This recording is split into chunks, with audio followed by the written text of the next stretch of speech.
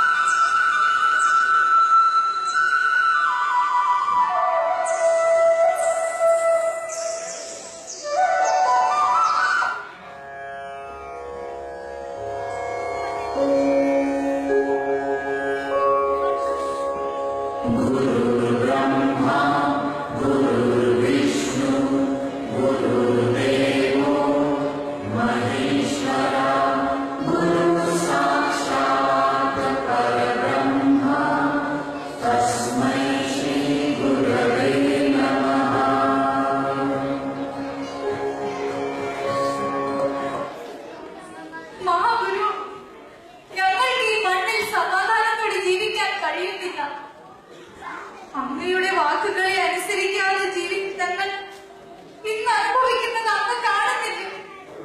ലോകമെമ്പാടും അജ്ഞാതയും കൊല്ലുകയും എല്ലാം ജാതിയുടെയും മതത്തിന്റെയും രാഷ്ട്രത്തിന്റെയും പേര്.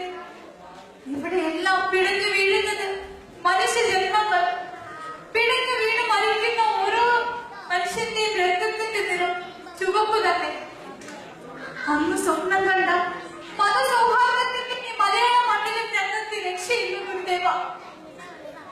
ലോകമെമ്പാടുമുള്ള ഗുരുദേവ ഭക്തർക്ക് ആനന്ദം പകരുന്ന ചന്ദ്രദിനാഘോഷത്തിന്റെ പുണ്യവേദിയിൽ വേദനയോടെ നെഞ്ചിൽ കൈവച്ചെന്ന് ചോദിച്ചോട്ടെ, എന്താ ഞങ്ങൾ ഇത്രയും ഗുരുത്വമില്ലാത്തവരായിപ്പോയത്, ഇത്രയും നന്ദിയില്ലാത്തവരായിപ്പോയത്? അങ്ങയെ ഞങ്ങൾ ആരാധിക്കുന്നു. പക്ഷേ അങ്ങയുടെ മഹാവചനങ്ങൾക്കെതിരെ ഞങ്ങൾ പ്രവർത്തിക്കുന്നത് എന്തേ? അധികാര സിംഹാസനങ്ങളും അനുചര വൃത്തങ്ങളും ആഡംബരം കാരണവും സുഖ സൗകര്യങ്ങളും ഏറിയപ്പോൾ ഞങ്ങൾ അങ്ങയിൽ നിന്നും ഒരുപാട് അകന്നുപോയോ? അതും അങ്ങ് ഒരിക്കലും ഞങ്ങളുടെ ഉള്ളിൽ ഇല്ലായിരുന്നോ? അങ്ങയുടെ തിരുമുഖം ഞങ്ങളുടെ സാമ്രാജ്യം വികസിപ്പിക്കാനുള്ളൊരു ഉപാധി മാത്രമോ? പട്ടുടയാളത്തും മാടയാഭരണങ്ങളും കനക കിരീടങ്ങളുമാണ് ഞങ്ങൾക്ക് ദൈവത്തിന്റെ അടയാളം. കെട്ടിപ്പിടിക്കുന്ന പുത്തൻ തലമുറ ദൈവങ്ങളിൽ ഞങ്ങൾ ഭ്രമിച്ചുപോയി. ഒരു തുലാഭാരത്തിന്റെ വിനിമയ മൂല്യം മാത്രമാണ് ഞങ്ങളെ ദൈവത്തോട് ചേർത്ത് നിർത്തുന്ന ഘടകം. എന്തായാലും അങ്ങ് ഞങ്ങളുടെ ഗുരുദേവ ഉണ്ടായിരുന്നെങ്കിൽ ഞങ്ങൾക്ക് ഇങ്ങനെയൊന്നും പറയുവാൻ കഴിയില്ലായിരുന്നു. മാപ്പ് ഗുരുദേവ, മാപ്പ്. വഴി കാണിച്ചു തരൂ ഒരിക്കൽ കൂടി ഗുരുദേവ. പ്രിയ സഹോദരി, ഒരുപക്ഷെ നിങ്ങൾ ആത്മോപദേശിച്ചതും ദർശനമാലയിൽ പഠിച്ചിട്ടുണ്ടാവില്ല. അജ്ഞാത സഹോദരി, അധികാരത്തിന്റെ അംഗവസ്ത്രവും ചെങ്കോലും നിങ്ങൾക്കില്ലായിരിക്കാം. സ്വന്തം മനസ്സാക്ഷിയെ വഞ്ചിച്ച് കൂടെ നടക്കാൻ തുതിപാടുകളുണ്ടാവുകയില്ല. പ്രിയ സഹോദരി, ശ്രീനാരായണ ഒരു പുരുഷായുധ അഹോരാത്രം മനുഷ്യ നന്മയ്ക്കായി പ്രവർത്തിച്ചു. കേരള സമൂഹം വർഷങ്ങളോളം അന്ധവിശ്വാസങ്ങളിലും അനാചാരങ്ങളിലും തളയ്ക്കപ്പെട്ട സമൂഹമാണ് നമ്മൾക്ക് എല്ലാവർക്കും അറിയാമല്ലോ. സവർണ ബ്രാഹ്മണർ മറ്റുള്ളവരുടെ ആരാധനാവിധികൾ നിഷേധിക്കുകയും ദുഷിച്ച ആരാധനാ സമ്പ്രദായങ്ങൾ പിന്തുടരുവാൻ മറ്റുള്ളവരെ പ്രേരിപ്പിച്ചതിന് ഫലമായി കോഴിവെട്ടും മൃഗബലിയും തുടങ്ങിയ നികൃഷ്ടമായ ആരാധനാ രീതികൾ പിന്തുടരുന്നു. എഴുത്തും വായനയും അറിയാത്ത ഒരു ജനവിഭാഗം ഇവിടെ ഉണ്ടായിരുന്നു. ഈ എഴുത്തും വായനയും അറിയാത്ത ജനവിഭാഗത്തിന്റെ കയ്യിൽ ഒരു സുപ്രഭാതത്തിൽ ആത്മോപദേശ ശതകം എടുത്തു കൊടുത്ത് ഇത് വായിച്ച് നിങ്ങൾ നന്നാകുമെന്ന് പറയാൻ ഗുരുവിന് കഴിയുമായിരുന്നു. ഇവിടെയാണ് ഗുരുദേവൻ നടത്തിയ പ്രതിഷ്ഠകളുടെയും അവതരിപ്പിച്ച ആരാധനാ സമ്പ്രദായങ്ങളുടെയും പ്രസക്തി. അന്ധവിശ്വാസങ്ങളിലും ദുരാചാരങ്ങളിലും നൂറ്റാണ്ടുകൾ തലക്കപ്പെട്ട ഒരു ജനതയെ സ്വാത്വികമായ ഈശ്വരാരാധനയിലേക്ക് വഴിതിരിച്ചു വിടുക എന്ന ലക്ഷ്യബോധത്തോടെ തുടക്കത്തിൽ ശ്രീനാരായണ ഗുരു അരിപ്പുറ മുതലായ പ്രതിഷ്ഠകൾ നടത്തിയത്. ഒരു ജാതി, ഒരു മതം, ഒരു ദൈവം, മനുഷ്യന്. മനുഷ്യരെല്ലാം ഒന്നാണ്. മനുഷ്യന് മതം അത് മനുഷ്യത്വം മാത്രമാണ്. ജാതിയും മതവും വർണ്ണവും വേഷവും ദേശവും ഒന്നും മനുഷ്യനെ വേർതിരിക്കരുത്. ഒരു നൂറ്റാണ്ട് മുമ്പ് ഗുരുദേവൻ പറഞ്ഞ വാക്കുകൾ ഇന്നിന്റെ ഭൂമുഖത്ത് ലോകമെമ്പാടും ചർച്ച ചെയ്യപ്പെടണം സോദരി. ഇന്ന് അതുതന്നെയാണല്ലോ നടക്കുന്നത്. എവിടെയും ചർച്ചാ വിഷയം ശ്രീനാരായണ ഗുരുവും ഗുരു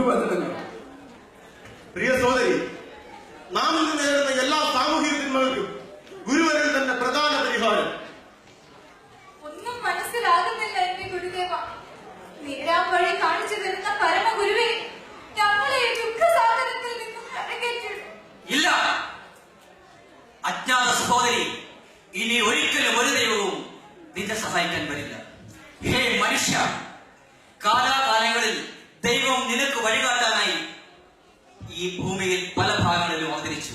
ഭഗവാൻ ശ്രീകൃഷ്ണനായും ക്രിസ്തുദേവനായും മുഹമ്മദ് നബിയായും.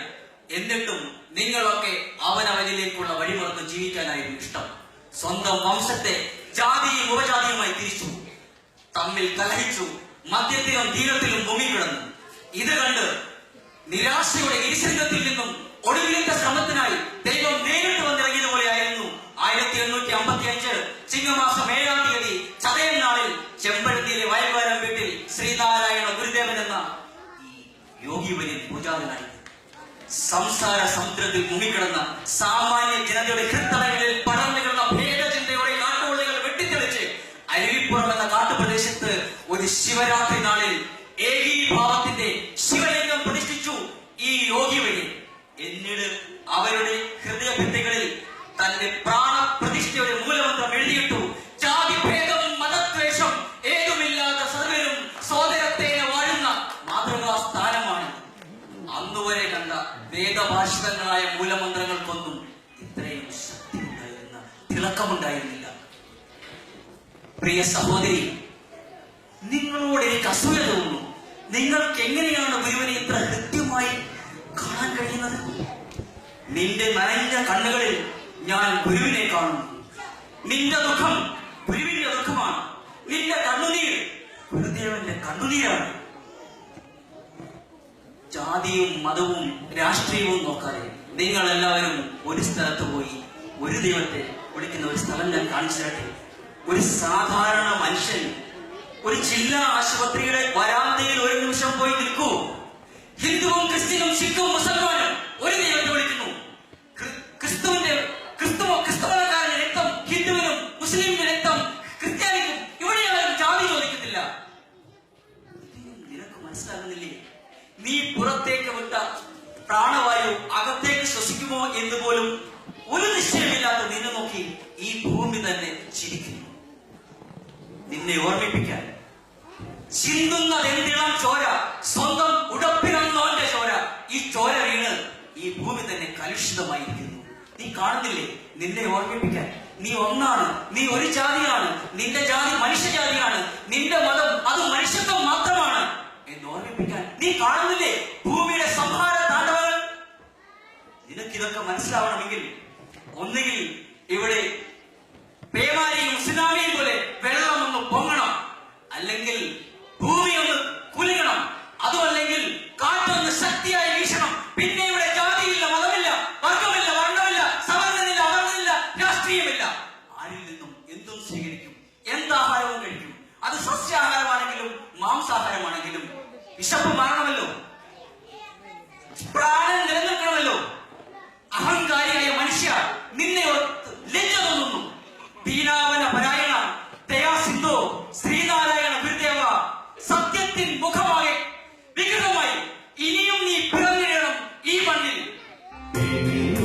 ഗുരുദേവൻ പിറന്നിടണം ഈ മണ്ണിൽ, ഇനിയും പിറന്നിടണം.